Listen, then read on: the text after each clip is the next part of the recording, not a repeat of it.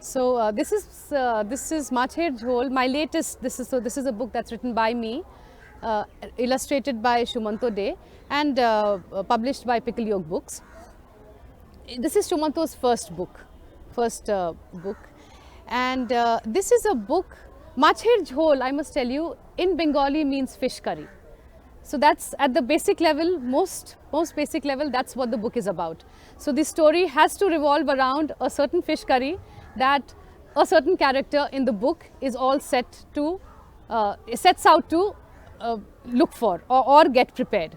So this is the story of a boy called Gopu, who's here with his father, who's unwell. He's been unwell for the last 3 days. And when the father drifts off to sleep, this boy, he just sneaks away, and we don't really disclose why he's stepping out of the house or where he's going. And there's always this constant companion in the form of a dog that's there with the boy. And the boy is obviously talking in terms of his senses, that okay, I can hear this, I can smell this. And there are places where the boy is counting steps, and he can hear the voices around him, and he can feel that there are people who are looking at him. But we're not really disclosing why all that is happening. And that's actually how the suspense in the entire story builds up, because the boy is going through the streets of Calcutta. Oh yes, that's the other thing that I must emphasize, because this story is based in Calcutta. And we go through a typical small lane in Calcutta, and the movement is from a small lane to a slightly bigger street, to another bigger street, and an absolute main road, which captures where all the chaos and the noise and the bustle of the madness of the main road gets captured. And as we progress through the pages, we see that the movement on the road starts getting thicker and denser, and the number of people and vehicles, everything is getting more and more intense as we move across. And the boy is going, finally he gets to a market, and we see him picking up the fish. So that's where the turning point in the book happens, because we are seeing the boy now taking the fish to his grandmother. And the suspense is still pretty much there, because we don't know why he's doing it. But at this point, he does mention that this is for my dad, this is for my baba, for my father. And don't tell this to my father that I'm here with you, but please do prepare this fish curry for me. And this is a special treat for my father. And then again, and the grandmother is obviously very, very anxious, because she doesn't want him to go back alone. But the boy says, please Dida, don't mention this to my father, but I want to be doing it alone.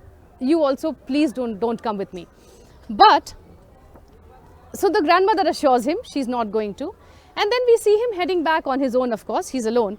But we do find the grandmother there.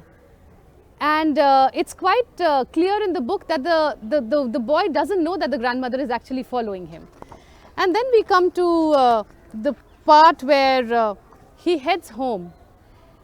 And all this while, when he is heading home, he is thinking of the wonderful things that his father is going to tell him, and he's going to come and embrace him, because Macher Jhol, made by Dida, is his favorite, and that he would be so happy to have it, and it will take care of all his illness. On the contrary, when he does reach home is when we see how furious the father is. And the boy is shocked, to say the least. But that's when we get to know that the boy also, apart from being a boy who was being out there alone, doing all by himself, is also a blind boy. And he cannot see. And that is where this entire story, in a way, it's been built up, comes and culminates at this point. Now, there are many people who may, actually most people would not have noticed, observed, seen the little cues that we have hidden everywhere about the boy being blind throughout. But the moment you reach this point is where you are forced to go back to the beginning of the story and then start digging, looking for those cues everywhere. And then the story takes on a completely different form and experience.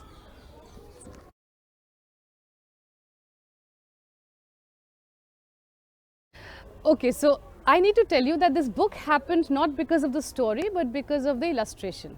And okay, let me put it the other way. It happened because of the illustrator and not because of the story. Because Sumanto, sometime around November last year, he connected with me with a fabulous portfolio of his. And there I saw, apart from other things that he had, wonderful things, there were these few really delicious watercolored illustrations of Calcutta. And he's from Calcutta. And I could see, so I've seen, I mean, I work with illustrations all the time.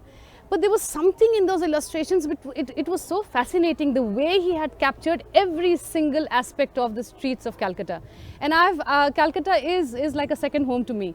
So I could, you know, literally smell the fish there, and I could smell the genda there, and I could almost hear the trams and the rustle and the noise and everything, the chaos of.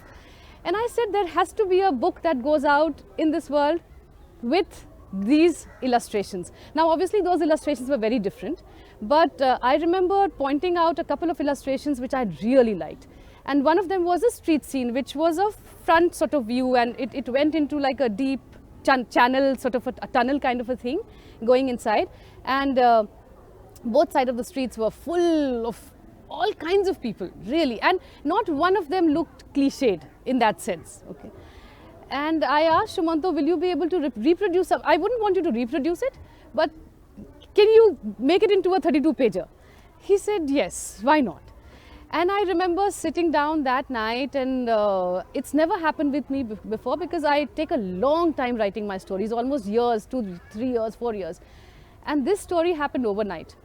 So keen was I to just jump into that story, Calcutta. And so the story, when it started, it didn't have the blind aspect at all. My intent was to capture as much of the outdoors of Calcutta as I could.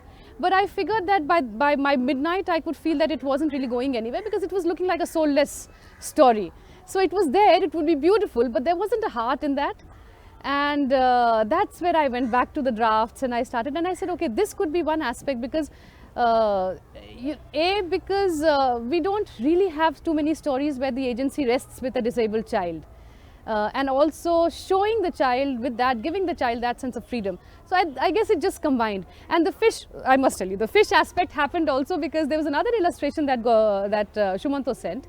And there he had pictured his mother in the kitchen, standing, and she was cooking. So that was a side profile. But I remember the kind of fire that was coming out of that stove. It was electrifying. And I told Sumanto that that's another frame I want captured in the book somewhere, where I need to have the gas and some food there on the thing. So somehow, you know, these two factors just came in together and created this, this book. So there's nothing deeper to it than that. But so in that sense, yes, it had to be every single aspect of Calcutta seeping in. My only worry was the only point where I did worry a bit was bringing in the Durga Puja bit, because I wanted to stay away from the, as I said, the cliched representation of Calcutta. But somehow I felt that if I am seeing the world through the child's ears and senses, the Dhak is something very special to me. And how can I not include that, the Dhak beats into the story? So it just sort of fell together.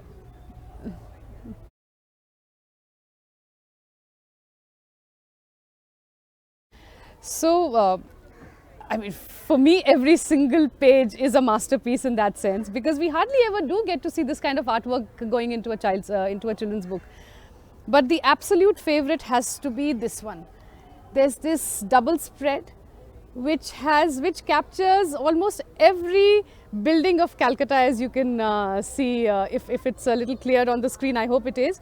And it's a long shot. It's so you can see two bridges in the backdrop, and you can see some smoke, and you can see birds, and there's the street scene, and there are buildings which tell me that, okay, I'm somewhere near the station, Howrah station. And I know these lanes because my grandfather used to work in one of these buildings, right? So I've been through those roads, and I have been through every single part of Dalhousie, and I mean that entire area, and it's just so beautiful. If you look at it, and the incredible detailing that has gone into this spread. I really want anybody who picks up this book to pore over this page in particular, because it shows the way Shumanto's mind must have been working while doing this spread. Because he hasn't missed out any single thing. There are windows, and there are blinds, and there are and you can actually feel the shadows inside the windows, and every single house or the building there seems to be talking to me or talking to the reader, because every single building seems to have some sort of a story hidden there. And it's fascinating. And you know, also the way the lights started playing, because this is where the evening sets in, and the child is now heading back home all alone on his own. So he feels he's all alone, but actually the grandmother is also following him, Dida, who's there. But she makes sure that he doesn't get to know that she's following him, because he wanted to do it all alone. And that's the other factor. Then there's a third factor, whenever the readers pick it up, which I must point out, because not many people miss this aspect of the illustration, which is that there's a dog that's running towards Gopu. And this dog features very prominently in the first part of the book, because it's like a constant companion to the child, till the point the boy boards the tram. Now obviously the dog can't get into the tram, so that's the end of the dog, we feel. But actually the dog, so the moment the boy is heading back home, here we have the dog racing back to meet the boy midway somewhere. And you know, every single thing in this photo illustration is magical, I feel. So the play of lights, the play of shadows, darkness, everything. So this is by far, even the electricity poles, I must tell you. Okay. That's that, of course. And then this is what we've done with the cover as well. Again, every single, it's a little, for many people who don't eat fish, they've come and told me, oh, it's so gross, because we can actually feel the eyes of the fish popping out. But any Bengali will tell you that it's there. That's what makes the fish all that much. And again, the way he's brought out the entire food aspect, you can feel the curry, the jhol bubbling through, and you know, things being turned around. I really feel this is fascinating. The way the fire has been captured, and it's a very simple, we feel it's simple, but I can again see the kind of work that's gone into this illustration.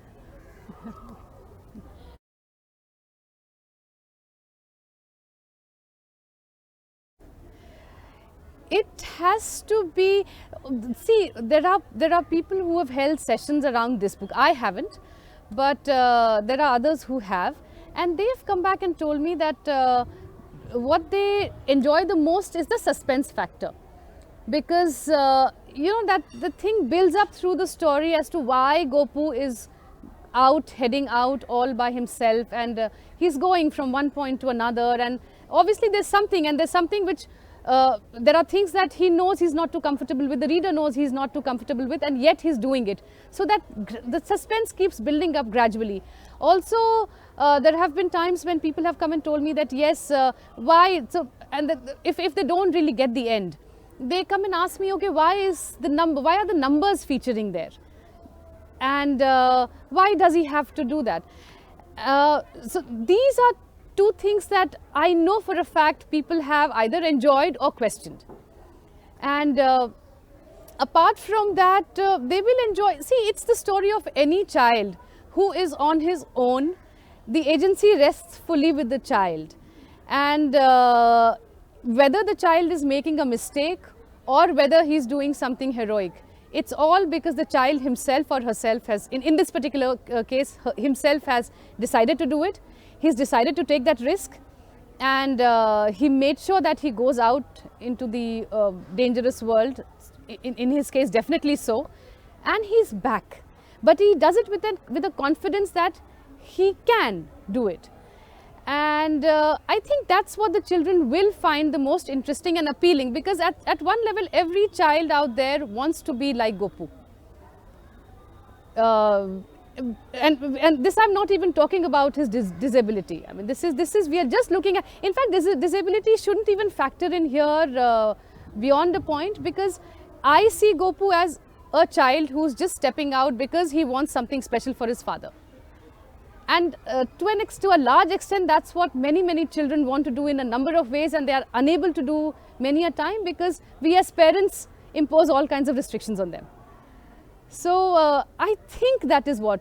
Illustrations, you know, I feel the illustrations are more adult friendly than child friendly, but the intent is also to draw the reader into a very deep form of illustration which we usually don't find in picture books, and also therefore to start observing a lot of things which are there.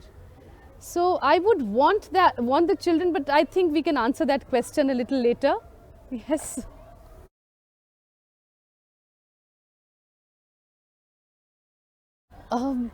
Okay, I'll have to tackle that at various levels then.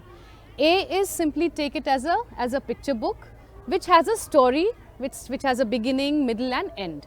And the way you should read the end is that it's a satisfying end, because the resolution happens in a, not every book has to end on a happy note, but here there is a way, there's a movement that's happening, and there is a resolution which feels satisfying at the end of it all. That's the most superficial level at which the thing can be read by a parent or a teacher when sitting with a child. Then we go a step beyond that, and we bring in the disability factor and ask the children whether they feel that the story could have been any different or should have been different if it were not a blind child. And let them come up with their response to how they see, you know, their response will tell us how they see a child who's not able to see or has any form of disability. And that's where again the adult's role will come in trying to maybe point out. So if the child is himself or herself is not able to point out that there are similarities, at one level we are all the same, then maybe that's where the adult should step in and say that, had you been in this child's place, would you have been able to do it on your own? And chances are that most children will say yes, and we would have enjoyed doing it. And then ask the child, so why do you think this boy's experience, Gopu's experience, is any different from yours? And then again there are two ways of looking at it, because yes, there is the sensorial element to it, because yes, the child is not seeing the world the way the other child will see, but Gopu has so many other senses which are working all at the same time. His heightened sense of smell, the heightened smell of hearing, the heightened smell of touch, and all that is there prominently, that features it either through illustrations or through words. So bring out those aspects, that here is a child who can't see, but he's seeing through the other senses are very much at play. So that's the other way. And the third is, of course, also enjoy, just explore the pictures. I think that's the most important way in which the picture book needs to be enjoyed. And every single page should be paused at, looked at carefully, and then discussed as to why they think a certain way in which the boy is walking. Did they notice that he had a little stoop? Did they notice the stick there? Did they notice the dog accompanying him at all times? Did they notice that there were people looking at him? And if they are looking at him, why are they looking at him? In fact, I had a little chat with Shumanto much later, and I asked him, if this were a book about a boy who was not blind, how would your illustrations have changed? And he said, you know, the expressions where there are some expressions on some pages which come across as a little harsh. And that's something children have pointed out. Typically, you see there's here where the grandmother's face is not looking soft. Not soft in the way in which we associate the grandmothers to look like. Or you have onlookers who are clearly baffled at the way. So all the faces have a very heightened sense of, you know, it's fear, it's anxiety, and all that is showing on their faces, but nothing on the boy's face, nothing on Gopu's face.